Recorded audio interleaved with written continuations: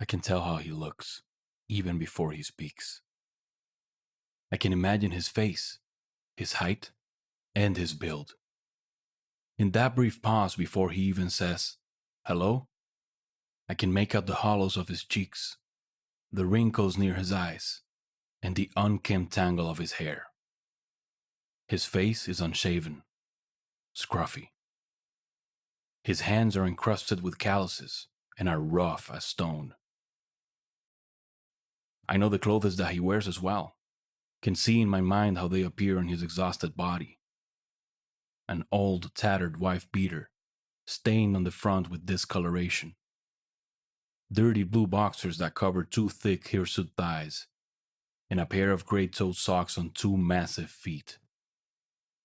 I can see the size of his bulging belly, like the rounded fat shapes of a swelling tumor, and see the size of his sagging chest, the breasts, shrunken and dilapidated like deflated balloons. I know everything about this man. I've encountered men like him my entire life. Hello? Rough, guttural, the harsh sounds of a man who has sighed each hour of his life. I paused before answering and then said, "Mr. Everett?" There was a subtle gasp. I could see his eyes widening at the sound of my voice. I could see his face lighten up with surprise, see it as he leaned in closer to his phone. His voice changed dramatically then, taking on a shy, acquiescent tone. Yes. This is Joseph Everett. "Mr. Everett," I said, refining my tone. "This is Peter Garcia. We spoke the other week," Yes, he replied nervously. I remember.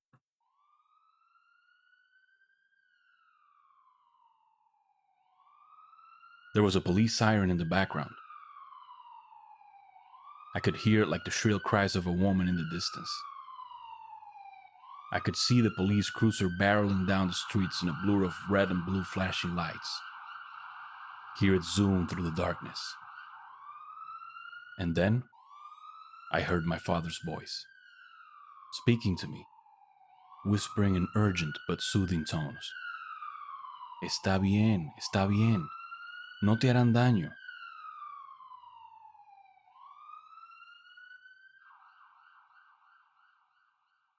"How's everything, Mr. Everett?" Fine. he said. There was a pause. Then, I mean, you know how it is.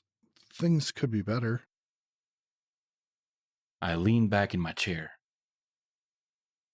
I saw the cigarette butts on the coffee table and in the ashtrays of his apartment room. I saw the leftover bags of Dorito chips on the floor. I saw the old pizza cardboard box stashed haphazardly in the trash can. Saw dozens of grease-stained, empty Chinese takeout boxes placed atop the TV set, and knew about the bits of donut crumbs that littered the living room couch.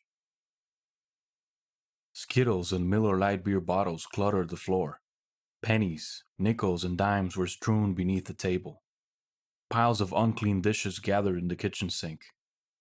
The walls were solid and ashen gray, while the beige carpet underfoot was discolored. Hues of bluish-white distorted the walls as random images flickered on the TV screen. The drapes were drawn. Pinpricks of light peeked through the windows that came from the city below. "Apaga la televisión," my father always used to tell me. "Apágalo cuando salgas de la habitación. No desperdicies la electricidad." "Yes," I said on the phone. "Things are difficult for many people these days. But I might have some good news for you, Mr. Everett." Oh? Hopeful. Curious. I heard the pause in his voice and the inflection in his tone. Heard the stillness in his breath. Desperate, What type of news? he asked. I mean, if you don't mind me asking, of course. "Not at all, Mr. Everett," I said. I leaned back in my chair again and heard the rubbing of leather against my back. I closed my eyes and raised my face to the ceiling. It was dark in my office, dark like Joseph Everett's living room. But unlike Joseph Everett's living room, I had no leftover bags on the floor, had no Chinese takeout boxes littered about the place, and had no Miller Lite beer bottles on my table. I had a clock, a window, a large plant in the corner. I had a golden watch on my wrist as well, and sometimes, when I glanced at it, I wondered why I bought a clock for my office in the first place. Mr. Everett, You can call me Joseph if you want. You can call me Joe, too. My friends call me that. I paused. I opened my eyes. Of course, I replied kindly. Joseph, then, or Joe. Yeah, that's good. I hesitated. I said, feel free to call me Peter, then. I don't have any friends that call me Pete, but there's a first time for everything, right? He laughed, and I chuckled. It was a polite laugh and a polite chuckle, exchanges given under solemn circumstances. I closed my eyes again. Get out of my country, you fucking Mexican. You're an illegal. An illegal. Take your fucking drugs and go back to your own goddamn country. Can you even understand what I'm saying? Speak English or get out. Go back to Mexico, you fucking Boehner.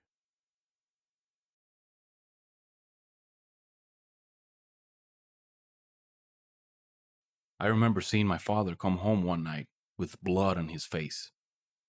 His left eye had been bruised and swollen shut. His cheeks had been puffy. His shirt had been in tatters. Blood had smeared the collar of his shirt. I remember seeing him in the bathroom, hunched over the sink, spitting out blood while my mother sobbed to the side. He would breathe, pause, and then hug gloves out blood as he coughed and grimaced. His nose had been broken. Each breath that he took dropped his shoulders and made his breathing come out as haggard gasps. I was 8 years old then. I remember everything about that night. Necesitas llamar a la policía. My mother said frantically. Necesitas llamarlos ahorita. No, estoy bien. ¿Estás loco? Fuiste atacado. My father spat into the sink and wiped his mouth. The water made a loud shh sound as it flowed into the sink. Nuestro hijo está dormido. Si llamamos a la policía, lo despertarán. No seas estúpido. Estás herido. Al menos ve al hospital. Si voy al hospital, ¿quién llevará a nuestro hijo a la escuela? Jorge, My father hucked up another lungful of blood into the sink. ¿por qué estás haciendo esto? Somos americanos. Tomamos el examen de ciudadanía el mes pasado. No necesitamos sufrir así. Debemos sufrir así. Así es como se supone que debemos vivir. ¿Por qué? Porque tenemos un hijo, y lo amo. Sufriré tanto como sea necesario para darle una buena vida a nuestro hijo. I'd listened to all of this through a crack in the door from my bedroom. I'd been scared, confused. I'd never seen my father bleed before, nor had I ever seen my mother's face so enraged and frightened. It was the sight of my father spewing blood into the sink that scared me the most, however. I'd never seen him so weak and hurt before. So human. The blood, the bruises, and the tattered shirt on his shoulders. It made me afraid and hateful. Hateful towards my father for making me afraid. I loved him. I hated him. I loved how he loved me, but hated how he kept spitting out blood. I remembered that night, choking on lumps of salt as I cried myself to sleep. We need to call the police. We need to call them now. No, it's fine. Are you crazy? You were attacked. Our son is asleep. If we call them, it'll wake him up. Don't be stupid. You're injured. At least go to the hospital. If I go to the hospital, then who will take our son to school? Jorge, why are you doing this? We're Americans. We took the citizenship test last month. We don't need to suffer like this. No, we must suffer like this. This is how we're supposed to live. Why? Because we have a son, and I love him. I will suffer as much as needed to give our son a good life. I received a call back from Breakout Corp. I said into the phone. I'm happy to tell you that they like your resume, Joe. They also want to schedule an interview on Tuesday. I heard a breath of relief. Is that so? He asked cautiously. Well, that's some good news. It is, I replied. It's a fine place that fits with your previous line of work. Full-time, 40 hours per week, benefits and coverage, close to home, albeit with some traffic in between. Pay? Starting at $15 per hour, I said. But with your experience, I believe you can ask more. There was another sight of exhausted relief. I saw it as Mr. Everett, Joe, closed his eyes and raised his face happily to the ceiling. Oh, that's fine. He breathed. There was a hint of a small chuckle in his voice. Anything is good right now. I checked the watch on my wrist. Even with the darkness, I could make out the seconds ticking away and knew that it was just a few minutes past 9 p.m. I hate these Americans. I hate all of them. Maria. No, Jorge.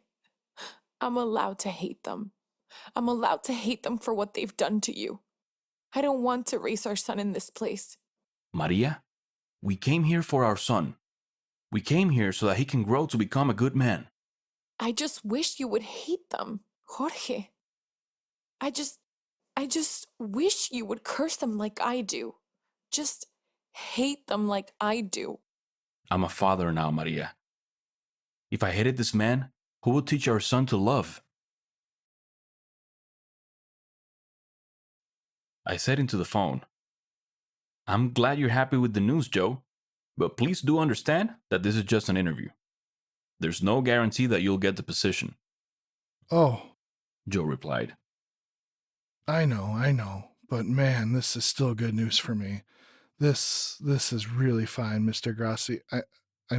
Pete, thank you. Really. I think you just saved my life. I opened my eyes. I said nothing for a moment and just stared at the ceiling. I thought back to all those beautiful mornings when I used to walk with my father. I remember how he lifted me on his shoulders. I remember how I held his umbrella for him when it rained. I remember giggling with him and rolling through the snow. Remember how we'd used to run out together and collect the leaves that fell by the roadway. I remember his laughter. I remember the rough surface of his cheeks whenever he used to kiss me to sleep. I remember how he came home at night with his shirt ripped open and blood on his face. How my mother and I went to the mall one day and were told to fucking get out of here. And how she cried at home. Oh, how she cried. Against my father's shoulder while he held her and rubbed her back. I remember all of these things. I remember my father's and mother's love. I remember telling my father on his deathbed at the hospital, Te amo, papa. Joseph, I said. Yes? I paused. I had no idea why I'd spoken. All I knew was that my heart felt heavy inside and that I needed to take it out, to let it go. Let's make a deal, I said calmly. I squeezed my eyes shut and swallowed. Lumps of salt were in my throat. You get this interview, and I'll buy you a drink. If you don't get it, well, I'll just work even harder for you so that I can buy you that drink. Deal? There was a laugh on the other line. I would like that. Joseph said. I would like that a lot. You got yourself a deal, my friend. A pause. Then, Thank you, Pete. I can't tell you how much this means to me. Even if it is just an interview. Just, thanks. tears filled my eyes. I saw Joseph Everett standing there alone in his darkened living room with his wife beater and blue boxers. His belly protruded above his waist while his chest sagged like two deflated balloons. Of course, I replied. It's no problem. I'll have the company call you tomorrow. Good night, Joe. Yeah, that'll be good. Good night, Pete. I moved to hang up, but then stopped. I hesitated. Joe, Yeah? good luck, man, Thank you, Pete. he said finally. Thank you, Mr. Garcia.